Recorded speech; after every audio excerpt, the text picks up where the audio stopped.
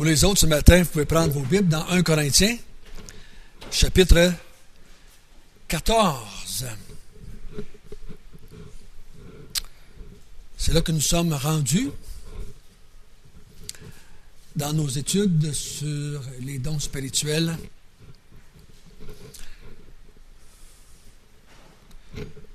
Dieu nous a donné un corps physique qui fait un paquet de choses sans qu'on en soit conscient. Et même quand on dort et qu'on dit que le conscient est comme pas là, l'inconscient prend la relève et on continue à vivre. Le corps continue à fonctionner.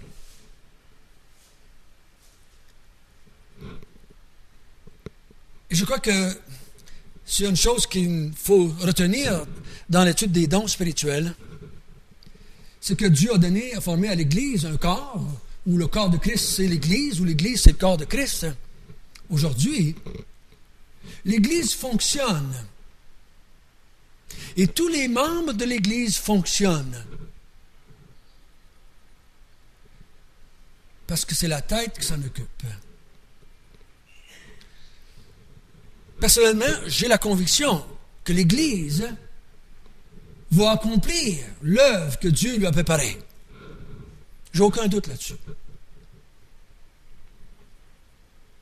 Si je prendrais sur ma responsabilité, ou si on prendrait sur notre responsabilité que l'œuvre de Dieu s'accomplisse, et que ce ne serait pas drôle. Ça ne veut pas dire qu'on n'y participe pas. Oui, on y participe. Mais ça ne dépend pas de nous. Je l'ai déjà dit, je le répète, Dieu ne laissera jamais dans la main des enfants de Dieu le fait de bâtir son Église.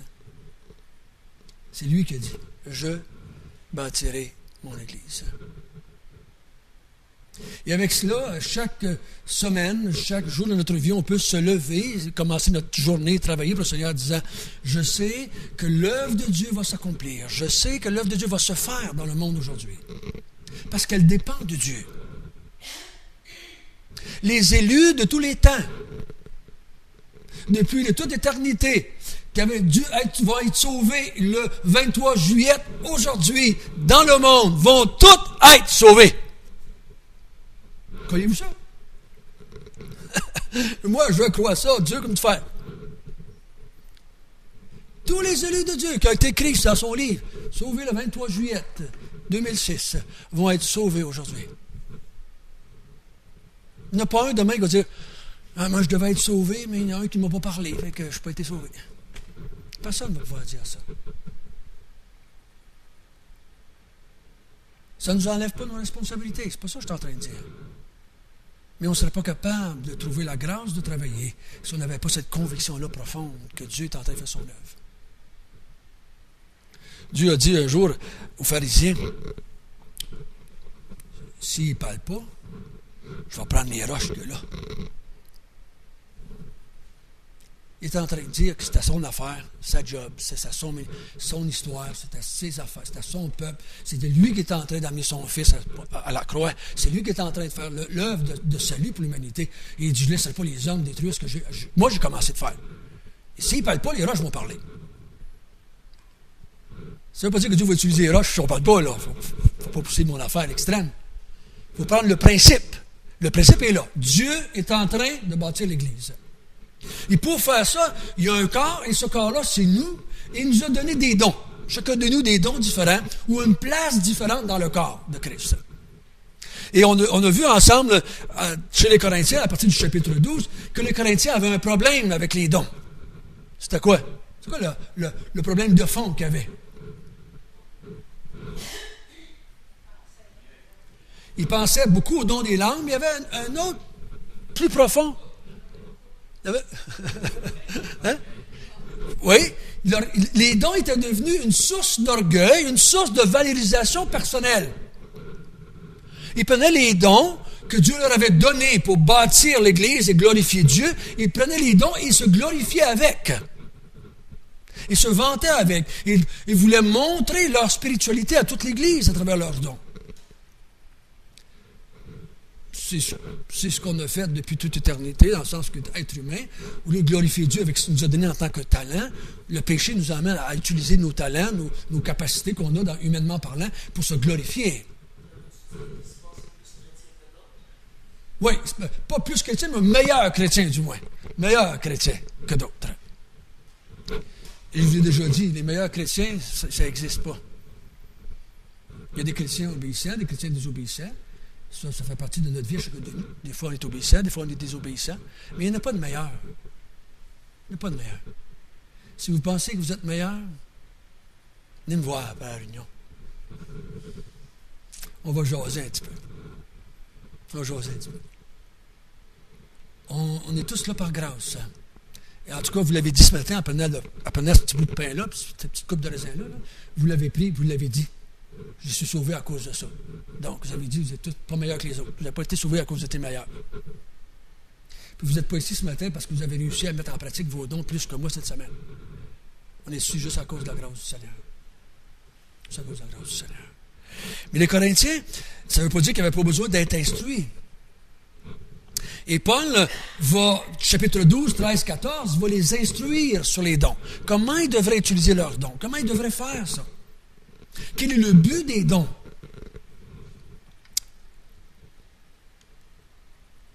On va voir ça ensemble que l'apôtre Paul, après leur avoir dit que s'ils utilisaient leurs dons sans amour, ça servait à rien. Ils étaient rien, eux autres, s'il n'y avait pas l'amour dans leur cœur. Il dit, ce qui est plus important que tous les dons que vous pouvez avoir, c'est l'amour qui va dans votre cœur, qui va vous aider à utiliser ces dons-là, premièrement par amour pour Dieu et par amour pour les frères. Les deux seuls commandements de la Bible, aime ton Dieu et aime ton prochain. Donc, il dit, prends tes dons et aime ton Dieu avec, et aime ton prochain avec ces dons-là que je t'ai donnés.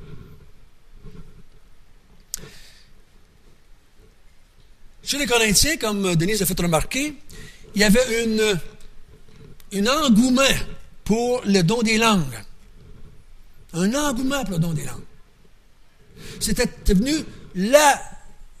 le don par excellence, l'expression première de la spiritualité chez les Corinthiens. Et dans beaucoup de mouvements évangéliques aujourd'hui, on dit cela aussi, malheureusement encore. On dit que le don des langues, c'est l'expression fondamentale de la spiritualité. Je me souviens une fois que j'ai rencontré des gens d'un autre mouvement, puis la seule chose qu'ils m'ont demandé, ils ne m'ont pas demandé si j'étais sauvé, ils m'ont demandé si je parlais en langue. Ils m'ont demandé si je parlais en langue. J'ai dit non. Il dit, comme ça, tu n'as pas reçu le Saint-Esprit, on va t'imposer les mains pour que tu sois le Saint-Esprit. Ah, ben non, là, j'ai dit non, là, le Saint-Esprit, je l'ai, ça. Ah non, il dit, tu ne l'as pas.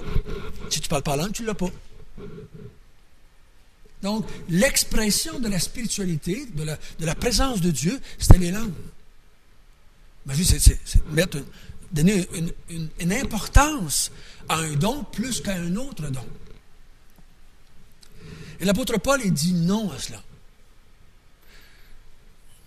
Et on va voir en s'en allant, je suppose qu'on n'aura pas tout parlé tout le temps de voir tout le chapitre 14 aujourd'hui, mais on va voir que Paul ne va jamais dire dans ce texte-là, comme il n'a pas dit dans les autres textes qu'on a étudiés, que le nom des langues ne devrait pas exister. Il n'a pas dit ça. Vous ne trouverez jamais un verset dans la Bible qui va dire que le don de Paul il dit « Ne parlez pas en langue ». Jamais un verset de la Bible dit ça. Mais il va le réglementer, cela. Il va parler de ce don-là comme des autres dons. Il va donner sa raison d'être à ce don-là comme les autres dons. Je me souviens qu'un groupe que j'étais à la salle, il y avait un groupe d'hommes et de femmes qui avaient quitté une église charismatique, une église évangélique, mais charismatique, et parce qu'il y avait eu des problèmes, en tout cas de morale dans l'église. Ils ont parti à une autre église. Et ils se sont dit, parce qu'il y avait la pratique des langues dans ce mouvement-là, le monsieur, parce que je l'ai connu, parce qu'il est venu à l'église baptiste après, il dit, on s'est dit ceci. On dit, on va prendre un Corinthiens 14, on va essayer de le mettre en pratique. Donc, pas plus que 2 ou 3 qui parlent en langue, un à la fois, et seulement s'il y a des interprètes pour interpréter dans les langues. Et dans l'espace de quelques semaines, personne ne parle en langue dans l'Église. Tu as arrêté tout seul. Personne n'a parlé. Un à la fois, pas plus que 2 ou 3. Et un interprète avec ça, s'il vous plaît, et ça l'a arrêté tout seul. Ils ne comprennent pas tout d'un coup sec. Pourquoi ça a arrêté?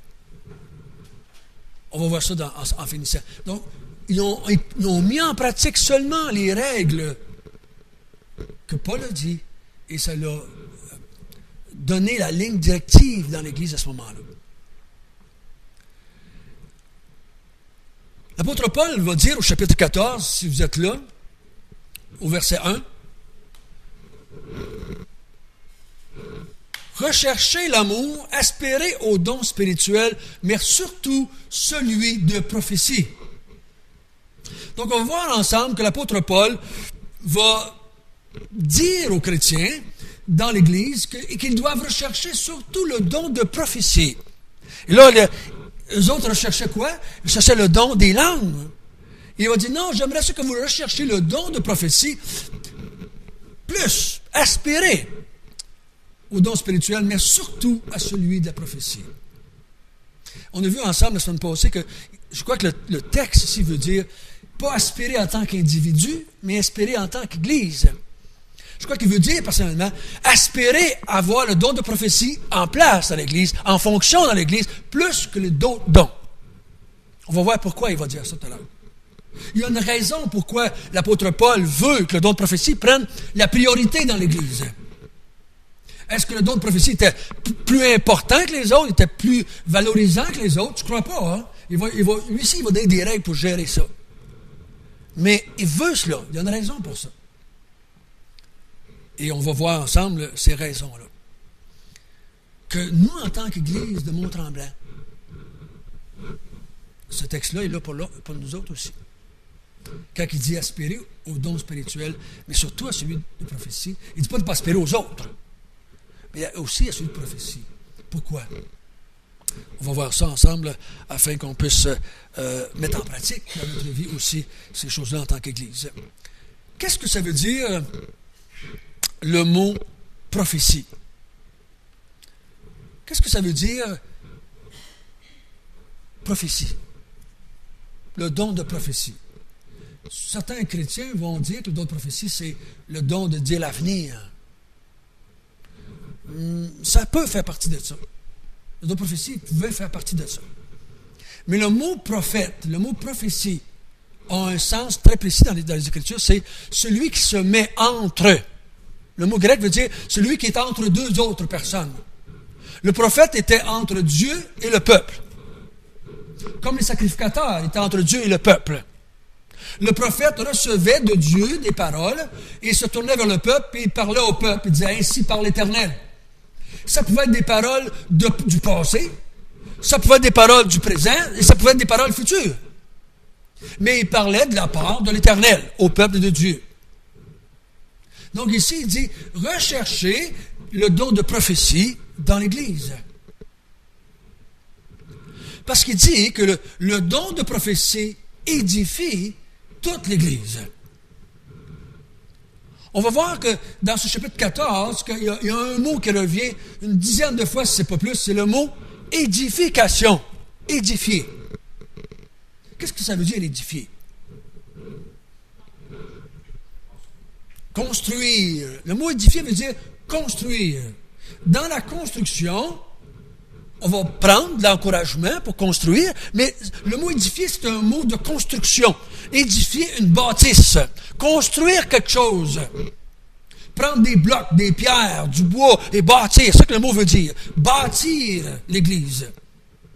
Donc, il dit les dons, qu'on va voir ensemble, tous les dons, devraient servir à édifier l'Église. Pas que l'Église se sente mieux.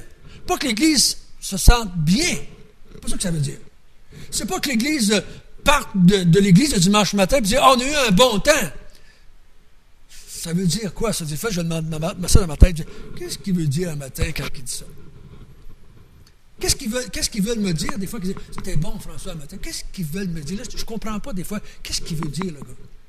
Parce que dans ma tête, si ça fait du bien, mais si ça fait du bien, puis que ça fait juste faire du bien comme une caresse, ça ne sert à rien. Il faut que ça l'édifie, la personne. Il faut que ça la construise. Il faut que cette personne-là, qui part de l'Église, ou qui part d'une rencontre avec moi, qui part d'un temps de communion fraternelle avec moi, quand elle part, qu'elle s'en tourne chez eux, elle est édifiée. C'est-à-dire qu'elle est plus forte qu'elle était quand elle est arrivée chez nous. Elle était bâtie. On a ajouté un clou, on a ajouté une planche, on a ajouté une pierre, et c'est plus fort qu'avant. Si ça ne fait pas ça, moi j'appelle ça juste des belles réunions, c'est du social. C'est juste du social. Du social religieux. Vous savez qu'on est des milliards dans les églises aujourd'hui. À travers le monde, à travers le Québec, à travers le Canada, à travers les États-Unis. On va être des milliards dans les églises aujourd'hui. L'Église doit être édifiée. Si ça ne fait pas ça, c'est juste du religieux. Juste des religions. On dit souvent aux gens, nous, on n'est pas une religion. On n'est pas une religion, nous autres. on veut que ça rentre dans la tête des gens. On n'est pas une religion. Mais s'il n'y a pas d'édification dans l'Église un matin, parce que tout ce qu'on fait, on est une religion. La religion baptiste. Si moi je pars d'ici ce matin et je n'ai pas été édifié, qu'est-ce que ça m'a donné de venir ici? Parce que la Bible nous dit que nos réunions doivent nous édifier. On a vu au chapitre 13, 12, que les réunions des Corinthiens, ça faisait quoi, ça? Ils les démolissaient. La Bible dit, vous vous réunissez, vous partez, pire. Vous êtes pire en partant qu'en arrivant. Et ça, c'est pas édifier, c'est démolir. Il dit, vous devriez vous rencontrer pour être édifiés, puis vous partez, vous êtes démolis. Donc, l'Église, c'est faite pour édifier, s'édifier mutuellement, pour se bâtir mutuellement et afin qu'on soit plus fort pour le Seigneur. Et les dons, ça sert à ça. Donc, le don de prophétie édifie toute l'Église. Lisons ensemble à partir du verset 2. En effet, celui qui parle en langue ne parle pas aux hommes, mais à Dieu. Car personne ne le comprend. Et c'est en esprit qu'il dit des mystères. Celui qui prophétise, au contraire, parle aux hommes, les édifie, les exhorte, les console. Celui qui parle en langue s'édifie lui-même. Celui qui prophétise édifie l'Église. Je désire que vous parliez tous en langue, mais encore plus que vous prophétisiez. Celui qui prophétise est plus grand que celui qui parle en langue, à moins que ce dernier n'interprète pour que l'Église reçoive de l'édification. Le mot édifier revient là, quasiment à tous les versets. Paul dit, si ce que tu fais n'édifie pas, fais-les donc pas. Si ça n'édifie pas, il dit, fais-les donc pas. Il dit, qu'est-ce que les langues font ici? Il ne parle pas négativement des langues, loin de là, parce que c'est un don de Dieu. Il dit que les langues, il dit, lui qui parle en langue s'adresse à qui? Ça parle à Dieu. Lui, il parle à Dieu. Pourquoi vous dites qu'il dit ça? Parce que les hommes alentours ne comprennent pas. Même celui qui parle ne comprend pas ce qu'il dit. Ne comprend pas ce qu'il dit. C'est pour ça que ça prend un interprète, parce que s'il comprenait ce qu'il dit, il pourrait l'interpréter lui-même. Mais il ne comprend pas ce qu'il dit. Donc, il parle à Dieu et il dit qu'il parle en mystère. Donc, c'est des mystères, c'est des choses cachées. Il dit des choses cachées qu'il ne comprend pas lui-même. Et là, il parle à Dieu. Mais là, qui est édifié? Il dit, il s'édifie lui-même. Mais est-ce qu'il édifie les autres? Il dit, ben non. Il n'édifie pas personne. Il n'édifie pas personne dans l'Église. À moins qu'il y ait quelqu'un pour interpréter. S'il y a quelqu'un là pour dire ce que la personne a dit, qu'est-ce que Dieu a voulu passer comme enseignement, là, on va édifier l'Église. Parce que qu'est-ce qui édifie l'Église? C'est-tu les dons? C'est la vérité, la connaissance de la vérité. Si on n'a pas la connaissance de la vérité, on ne s'édifie pas. Si vous voulez avoir un enseignement là-dessus, lisez les Actes des Apôtres et recherchez le mot fortifier. L'apôtre Paul et Barnabas et Silas allaient d'église en église et ils fortifiaient les frères et sœurs. Ils fortifiaient et ils édifiaient les frères et sœurs. Comment ils faisaient ça? Par la prédication de la parole. Tout le temps par la prédication de la parole. Par la prédication de la parole. Il y a juste une méthode, la prédication de la parole. Ton don va passer à travers la prédication de la parole. Parce que je peux faire l'expression de mon don de toutes sortes de façons, mais si ce n'est pas la vérité qui est partagée, ça ne sert absolument à rien. Spirituellement parlant, je parle. Ici, il dit celui qui parle, il s'édifie lui-même, et c'est contraire. L'apôtre Paul, il dit, c'est contraire au but des dons. Parce que le don, ce n'est pas pour t'édifier toi-même, c'est pour édifier l'Église. On ne reçoit pas un don pour soi-même. On reçoit un don pour les autres. On a vu ça dans le chapitre je pense que c'était 12, 7, qui dit qu'on a reçu les dons pour les autres. C'est pour ça qu'il dit, si tu parles en langue, il ne t'a pas personne pour interpréter, tais-toi, on va voir ça plus loin dans l'Église, tais-toi, ne parle pas, parce que tu ne t'édifies pas personne. Donc, ton don doit servir à édifier les autres. Si ça t'édifie toi-même, no good. No good. Tu ne dois pas faire ça. Et combien de personnes à qui j'ai parlé, qui me disaient, qui parlaient en langue tout seul chez eux. Je me disais, mais à quoi ça sert? Tu as reçu un don pour édifier l'Église, mais l'Église n'est pas là. À quoi ça sert? Tu veux t'édifier toi-même? Quand ton don, c'est là pour édifier les autres. Connaissez-vous la différence? La question, c'est pareil comme si moi, je fais mes études, et je me prépare mes sermons, puis je les prêche dans le miroir, puis je me regarde, je dis, ah, bon sermon un matin. Je me retourne chez lui. C'est tout ce que je fais avec mes sermons. Tout le monde dirait, mais il est malade, le gars. Pourquoi il fait ça? Voyez-vous, c'est un peu un exemple farfelu, mais c'est un exemple réel quand même, où celui qui a le don de servir dans l'Église, ça sert lui-même. Il se fait toutes des belles choses pour lui. Il fait toutes les choses pour lui-même. À quoi ça sert? C'est un don de servir pour servir les autres, servir l'Église. Mais si tu dis, je vais me servir ce matin, j'ai reçu un don de service pour me servir, c'est contraire à l'enseignement des Écritures. C'est contraire à l'enseignement des Écritures. L'enseignement ici dit, celui qui s'édifie lui-même, oui, c'est vrai, quand il parle la langue, il s'édifie lui-même, mais à quoi ça sert? Il n'édifie pas le peuple de Dieu. La prophétie, elle, qu'est-ce qu'elle fait? Toute l'Église comprend quand le prophète parle. Pourquoi? Il parle dans une langue que tout le monde connaît. Et toute l'Église est édifiée. Toute l'Église est exhortée. Toute l'Église est consolée. Pourquoi? Parce que l'Église entend les vérités. Et ça la console, ça l'encourage, ça l'édifie. Et l'Église part avec des vérités dans son cœur et elle peut servir Dieu et glorifier Dieu avec ça. Donc il dit, vous devriez chercher d'abord la prophétie. Parce que la prophétie, qu'est-ce qu'elle fait? Elle édifie toute l'Église. Elle édifie toute l'Église. Donc si vous avez cette capacité-là, quand vous vous rencontrez, quand vous êtes ensemble, les frères et sœurs, et on n'a pas besoin d'être ici le dimanche matin pour faire ça. Là. Je crois qu'on peut le faire quand on est ensemble, 2, 3, 4 ou 5, s'édifier mutuellement et utiliser la prophétie. Et prenez des dons de prophétie. Il y en a qui ont des dons de prophétie, mais ça ne veut pas dire qu'un sermon, c'est un CD, un livre, une cassette, toutes sortes de manières aujourd'hui avec la technologie d'aller chercher l'enseignement pour s'édifier et édifier les autres après. Je me souviens, il y avait une femme qui avait dit à son mari, elle l'a dit quand j'étais là avec le couple, elle dit, j'ai assez hâte que tu régurgites ce que tu as appris. C'est un homme qui lisait tout le temps. C'est un intellectuel. Il lisait des livres de doctrine. Il lisait. Elle dit, j'ai assez hâte que tu décides à vomir tout ce que tu sais pour édifier les autres. Finalement, il est devenu pasteur avec le temps. Il est encore pasteur aujourd'hui.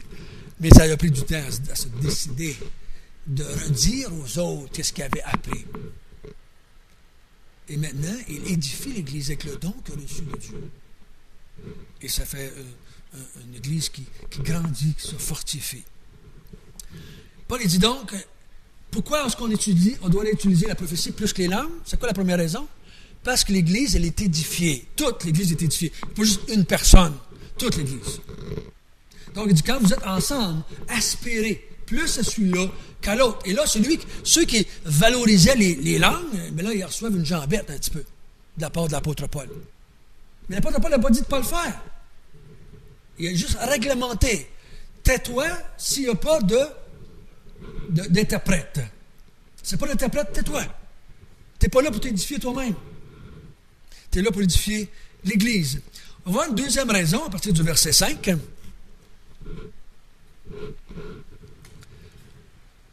Je désire que vous parliez tous en langue, mais encore plus que vous prophétisiez. Celui qui prophétise est plus grand que celui qui parle en langue, à moins que ce dernier n'interprète pour que l'Église en reçoive de l'édification. Et maintenant, frères, de quelle utilité vous serais-je si je venais à vous en parlant en langue? Et si je ne vous parlais pas en révélation, ou par connaissance, ou par prophétie, ou par doctrine? Si les objets inanimés qui rendent un son, comme une flûte ou une harpe, ne rendent pas des sons distincts, comment reconnaîtra-t-on ce qui est joué sur la flûte ou sur la harpe? Et si la trompette rend un son confus, qui se préparera au combat? De même, vous, si par la langue vous ne donnez pas une parole distincte, comment saura-t-on ce que vous dites, car vous parlez en l'air? Aussi nombreuses que puissent être dans le monde les diverses langues, il n'en est aucune qui soit sans signification. Si donc je ne connais pas le sens de la langue, je serai un barbare pour celui qui parle. Et celui qui parle sera un barbare pour moi. De même, vous, puisque vous aspirez aux dons spirituels, que ce soit pour l'édification de l'Église, que vous cherchiez à en posséder abondamment. C'est pourquoi que celui qui parle en langue prie pour avoir le don d'interpréter. Car si je prie en langue, mon esprit est en prière, mais mon intelligence demeure stérile. Que faire donc? Je prierai par l'esprit, mais je prierai aussi avec l'intelligence. Je parlerai par l'esprit, mais je chanterai aussi avec l'intelligence. Autrement, si je rends grâce par l'esprit, comment celui qui est dans les rangs des simples auditeurs répondra-t-il Amen à ton action de grâce, puisqu'il ne sait pas ce que tu dis?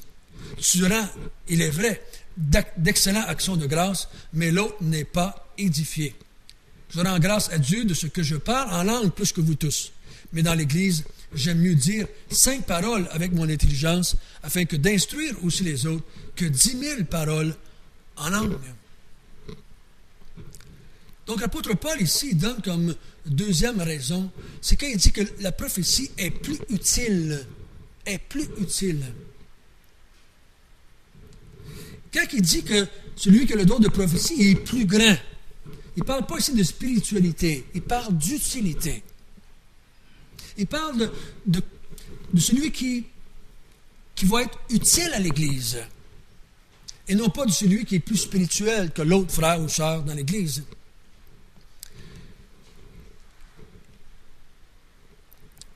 Dans versets 5 et 6, Paul dit « Je désire que tous parlent en langue. » Je désire, il dit que vous parliez tous en langue. Donc, il n'est pas contre de parler en langue. Il dit « J'aimerais ça. » Mais il sait très bien qu'il va à l'extrême ici. Là. Il sait bien que ce n'est pas possible. Ce n'est pas tout le monde qui va parler en langue. Parce qu'on a vu ensemble que le don est distribué par l'Esprit selon ce qu'il veut. Donc, il ne sait pas ça. Mais il dit « J'aimerais ça que tout le monde parle en langue. Je désire encore plus que tous prophétisent. » Donc, Paul est en train de dire, si je pouvais choisir les dons que vous auriez, je choisirais que vous ayez tous le don de prophétie. C'est ça qu'il est en train de dire. J'aimerais ça que vous parliez tous en langue. Mais j'aimerais encore plus que vous parliez tous en prophétie. Parce que vous pourriez vous édifier plus. Parce qu'il dit du verset 7 à 12, parce que Paul désire l'édification. Il prend l'exemple de musique. Avez-vous déjà écouté de la musique, et puis le gars, il ne sait pas ce qu'il joue? Moi, j'ai des petites musiques à bouche chez nous qui sont plus bonnes. Puis je les donne à mes petits-enfants quand ils viennent. Puis la plupart sont fausses. Moi, je joue un petit peu de musique à bouche, mais quand ils sont fausses, je les garde. Je les donne à mes petits-enfants parce qu'ils ne voient pas la différence. Et là, ils se mettent à jouer. Puis là, après une petite secousse, papi et mamie sont pas mal tannés. Et on a bien beau les écouter, mais on ne reconnaît aucune chanson, aucune tune, aucune musique. Ils jouent de la musique, mais ils ne savent pas ce qu'ils jouent. L'apôtre Paul prend cet exemple-là ici. Il dit, quand tu joues de la musique, tu joues de la flûte, ou tu joues de la harpe, ou tu joues de la trompette, si tu ne fais pas un son distinct, il n'y a personne qui va reconnaître ce que tu fais. Il prend la trompette à la guerre. La trompette, tu sonnes la trompette, et les gens, aujourd'hui, on voit ça dans les films, les gens ont tous des petites radios dans les oreilles, puis ils se parlent par radio, attaque pas, puis couche-toi pas. Dans ce temps-là, il n'y avait pas des petits radios sans fil. Fait qu'il y avait la trompette. Et quand ils tenaient certaines... les gens attaquaient, le monde arrêtait, le monde arrêtait. C'était par la trompette qu'ils donnaient les ordres à l'armée. Mais si votre trompette ne joue pas les vraies tunes, mais il dit, il n'y a personne qui va aller à la guerre comme il faut. Puis il dit, si tu parles dans une langue que personne ne comprend, à quoi ça sert? Absolument rien. Absolument rien. Personne ne va être édifié. Ici, je ne vais pas rentrer dans le détail. Peut-être qu'on va le voir un petit peu plus loin dans une autre leçon qu'on va faire. Je ne vais pas arriver à l'interprétation. C'est les langues qui parlaient, étaient-ils des vraies langues ou pas des vraies langues? Certains chrétiens disent que c'était des vraies langues, d'autres chrétiens disent que ce n'est pas des vraies langues, en tout cas. Et vous savez, ici et dans Acte 2, certains évangéliques séparent ça en deux. C'est deux sortes de dons des langues. Parce que dans Acte 2, les gens parlent en langue et la foule d'inconvertis comprend ce qu'il dit. Nous les entendons parler de Dieu dans nos langues maternelles. Donc, ils entendaient. Mais dans 1 Corinthiens 14, il semble que les gens qui sont entourés ne comprennent pas tout, en tout cas, ce qui est dit par le parler en langue. Donc, il a dit c'est deux sortes de dons différents. D'autres disent non, c'est le même don. Il faut qu'il y ait une chicane, là. Fait que, peut-être dans une couple de semaines, on va étudier un petit peu, on va prendre une leçon spéciale dans les Actes des Apôtres, puis dans Corinthiens, puis on va mettre ça ensemble, on va essayer de voir qu'est-ce qu'il en était. OK? Mais si pour le moment, peu importe la définition que vous donnez au don des langues, que ce soit des langues célestes, comme Paul va dire, ou des langues, vraiment des langues pour que les gens comprennent, comme dans Acte 2, parce que dans Acte 2, c'est facile à comprendre que c'est des langues connues, parce qu'ils on les entend dans chacune de nos langues maternelles. Donc, certains chrétiens vont dire que l'apôtre Pierre parle une langue et qu'ils les entendent dans leur langue. Certains chrétiens disent ça. Donc, il y a toutes sortes d'interprétations là, par rapport à ça. Mais ce qui est important pour nous ici, qu'on est en train d'étudier, c'est que le don que nous avons, s'il ne sert pas à édifier les frères et sœurs, on doit se taire et s'abstenir de le pratiquer dans l'Église si ça ne fait pas l'édification des frères et sœurs. OK? C'est ce qui est important de retenir ici pour nous ce matin. Paul dit, je voudrais, du verset 13 à 19, je voudrais que vous utilisiez votre esprit et aussi votre intelligence. Parce qu'il dit, quand il dit, tu parles en langue, il dit, ton esprit est en fonction, mais ton intelligence n'est pas là. Parce que tu ne comprends pas ce que tu dis. Donc, il dit, utilise les deux. L'esprit, ici, c'est quand tu parles, et l'intelligence, c'est quand tu vas être capable d'interpréter et de dire aux autres qu'est-ce que ça veut dire. Alors, j'ai vu toutes sortes d'affaires, toutes sortes de choses se produire à travers mon ministère. Et j'ai rencontré toutes sortes de monde. Il y a des gens qui sont allés dans des mouvements, qui ont amené des enregistreuses, qui ont caché ça dans leur poche, puis qui ont fait enregistrer ceux qui parlent en langue. Après ça, ils sont allés voir des gens qui avaient le don d'interprétation, puis ils demandaient ça à différents dons d'interprétation. Il n'y a pas un qui interprétait la même affaire. Ça commence à ça que vous n'interprétez pas toutes la même chose. S'il y a un qui parle en langue, puis si vous êtes tous des interprètes du don de Dieu, vous devriez tous dire ce que ça veut dire. Pourquoi vous n'interprétez pas tous de la même façon? Je me souviens d'un homme qui était allé, et lui avait parlé en langue pour démontrer que c'était pas vrai. Il avait récité le psaume 23 en hébreu, et le gars a interprété un paquet d'affaires qui n'était pas le psaume 23. Puis il se lève et dit, j'ai juste récité le psaume 23. Ce que tu dis là, moi, je n'ai jamais dit ça. Il y a toutes sortes de trucs de même que les gens se sont joués les uns avec les autres. Je ne vous conseille pas de faire ça. Je ne vous conseille pas de faire ça. Ce n'est pas la bonne méthode, je crois. Je crois que beaucoup de ces frères et sœurs là, ont été élevés dans des églises qui enseignent ça. Si vous aviez été sauvés, là, peut-être que c'est ça que vous feriez aussi aujourd'hui. Peut-être que c'est ça que vous feriez aujourd'hui aussi. Il faut vous penser qu'on est plus spirituel, là. Ça n'a rien à voir avec notre spiritualité, c'est juste à voir avec comment est-ce qu'on étudie le texte, comment on interprète le texte. L'apôtre Paul ici, il finit en disant, j'aimerais mieux dire 5 mots avec l'intelligence que 10 000 en langue. Le rapport est très élevé ici. Et c'est 2000 fois plus. J'aimerais 2000 fois plus parler juste quelques mots. Puis si on traduit en secondes, là, il dit, j'aimerais mieux parler 5 secondes avec la prophétie que 2 heures en langue puis personne ne comprend. C'est ce qu'il est en train de dire. L'emphase est tellement forte. Il dit, j'aimerais mieux dire 5 secondes, vous dire une vérité en 5 secondes que pendant 2 heures que personne n'a rien compris. Voyez-vous, l'important, ce qu'il est en train de dire, c'est je veux que vous soyez édifiés. Je veux que vous soyez édifiés. Et c'est ce qu'il rentre avec un clou, il rentre le clou, il rentre le clou, il rentre le clou, un après l'autre, et je veux que vous soyez édifiés. On va en faire un autre petit bout, si vous voulez, verset 20 à 25. Je crois que c'est un des points les principaux. Frères, ne soyez pas des enfants sous le rapport du jugement, mais pour la méchanceté, soyez enfants. Et à l'égard du jugement, soyez des hommes faits. Il est écrit dans la loi, c'est par des hommes d'une autre langue et par des lèvres d'étrangers que je parlerai à ce peuple. Et ils ne m'écouteront même pas, ainsi dit le Seigneur. Par conséquent, les langues sont un signe, non pour les croyants, mais pour les non-croyants. La prophétie, au contraire, est un signe, non pour les non-croyants, mais pour les croyants. C'est donc dans l'assemblée de l'Église entière.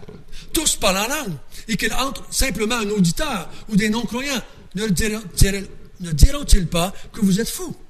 Mais si tous prophétisent et qu'il entre un non-croyant ou un simple auditeur, il est convaincu par tous, il est jugé par tous, et les secrets de son cœur sont dévoilés, de telle sorte que tombant sur sa face, il adorera Dieu et publiera que Dieu est réellement au milieu de vous. Ça, je dirais personnellement que c'est le cœur du texte. Paul veut que la prophétie soit prioritaire, parce que la prophétie, c'est pour les croyants. La prophétie, c'est pour les croyants.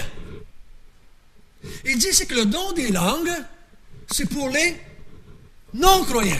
C'est drôle, hein? Il dit que le don des langues, c'est pour les non-croyants. Et le don des langues est au verset 20, il dit, il doit être jugé. C'est une chose à juger. Verset 20, c'est ce qu'il dit.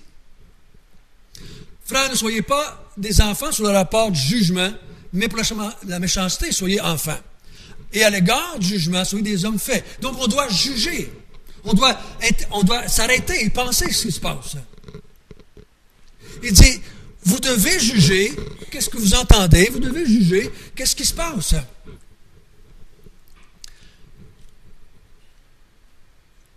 C'est un signe. Qu'est-ce que ça veut dire, un signe? À quoi ça sert un signe ou une pancarte? Indiquer quelque chose, ça pointe vers quelque chose. Il y a un signe, c'est marqué Montréal, Québec. Vous allez à la Jovifoire aujourd'hui, ils vont vous marquer des signes avec des flèches par là. Un signe, ça pointe vers quelque chose. Ça vous dit, c'est par là. C'est par là. Et je crois qu'un signe, c'est un signe, ça veut dire, c'est là pour nous montrer.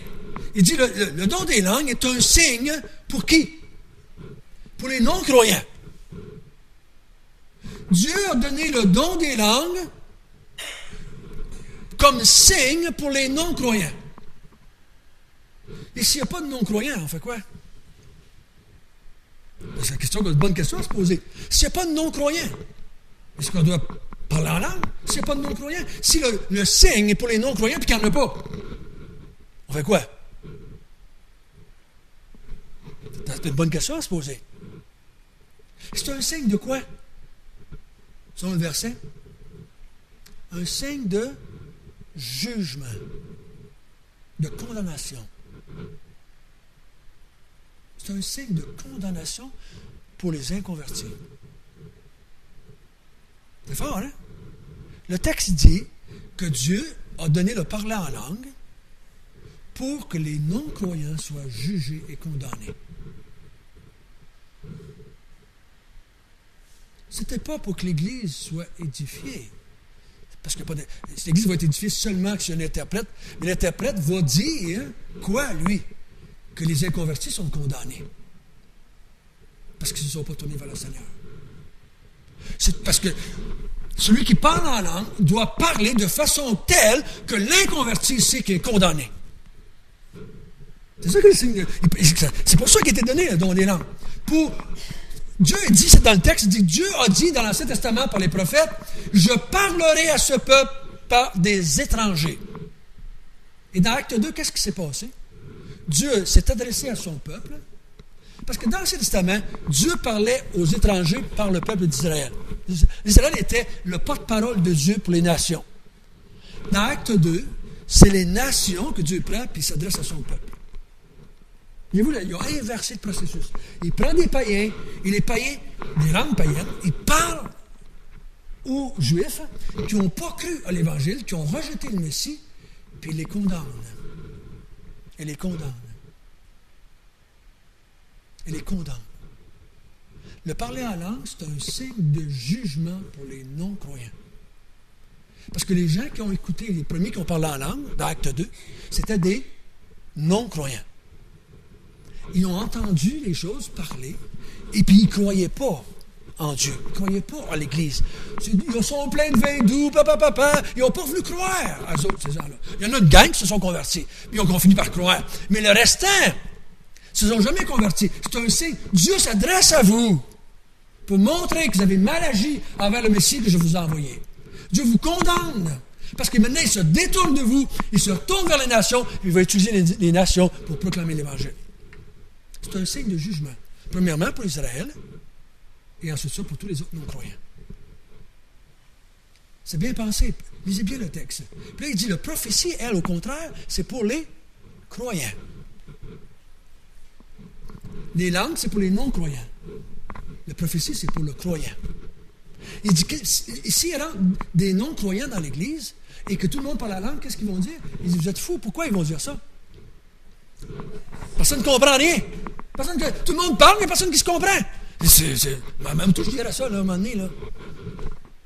C'est fou l'affaire.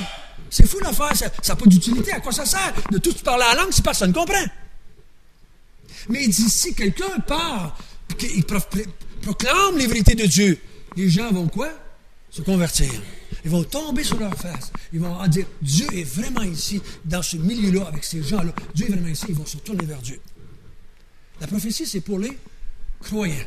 S'il y a des inconvertis là, puis qui entendent, ils ont une chance de se convertir. Parce qu'ils entendent, ils comprennent quelque chose. Donc, Paul, il dit, favoriser dans l'Église la prophétie, au détriment des langues. Pas dit de ne pas utiliser les langues. Mais il dit, la prophétie est beaucoup plus utile dans l'Église, parce que l'Église, c'est le rassemblement des croyants. C'est pas le rassemblement des non-croyants. Beaucoup de gens me demandent pourquoi je ne fais pas rien le dimanche matin pour les inconvertis. Mais j'ai les inconvertis, je ne m'intéresse pas aux autres le dimanche matin. Pour moi, le dimanche matin, c'est pour les croyants. Je dis souvent aux chrétiens, si vous voulez qu'on fasse de quoi pour les inconvertis, dites-moi là, on va faire une réunion spéciale pour on va inviter les inconvertis. Mais pour moi, le dimanche matin, je m'adresse aux croyants. C'est les croyants. L'Église, c'est le rassemblement des croyants. C'est pour ça qu'on est ensemble. Pour ensemble proclamer la vérité et s'édifier pour aller atteindre aussi les inconvertis après ça. Donc, méditez là-dessus. Si vous avez des questions, on va y revenir la semaine prochaine. On va terminer le texte la semaine prochaine. On va regarder ça ensemble encore plus profondément. Qu'est-ce que Paul dit de faire à ceux qui ont le don des langues? Je vous ai dit, si vous me dites à moi, François, j'ai le don des langues, je ne vous dirai jamais que ce n'est pas vrai. Mais je vais vous dire comment l'utiliser selon les Écritures. Je vais vous dire comment l'utiliser selon les Écritures. On va regarder ce que les Écritures disent. Puis on va essayer ensemble de respecter ce que les Écritures disent par rapport à ça. Pas aller au-delà. Pas aller en dessous non plus. Que le Seigneur puisse nous aider à utiliser vos dons cette semaine pour l'édification du corps de Christ. Prions ensemble. Notre Père, je suis vraiment touché par le fait que tu veux nous édifier. Tu nous as sauvés, mais tu veux aussi nous édifier. Tu as mis aux côtés de moi des frères et sœurs pour m'édifier. Tu nous as donné les uns aux autres pour notre croissance spirituelle. Pour qu'on puisse s'exhorter, se consoler, s'édifier, comme on l'a vu tout à l'heure. Pour qu'on puisse proclamer les vérités. Afin que tu sois glorifié et qu'on soit fortifié Aide-nous, Seigneur, dans nos rencontres mutuelles, dans nos visites les uns aux autres, qu'on puisse servir pour l'édification du corps de Christ. Seigneur, aide-nous à ne pas mépriser ou regarder comme étant moins spirituels ceux qui ne font pas comme nous. Mais donne-nous de regarder aux Écritures, trouver la vérité et la mettre en pratique pour nous, individuellement et en tant qu'Église, ici à Mont-Tremblant. Sois béni, Seigneur, au nom de Jésus. Amen. OK, on va terminer avec un chant, si vous voulez bien, si vous voulez vous lever.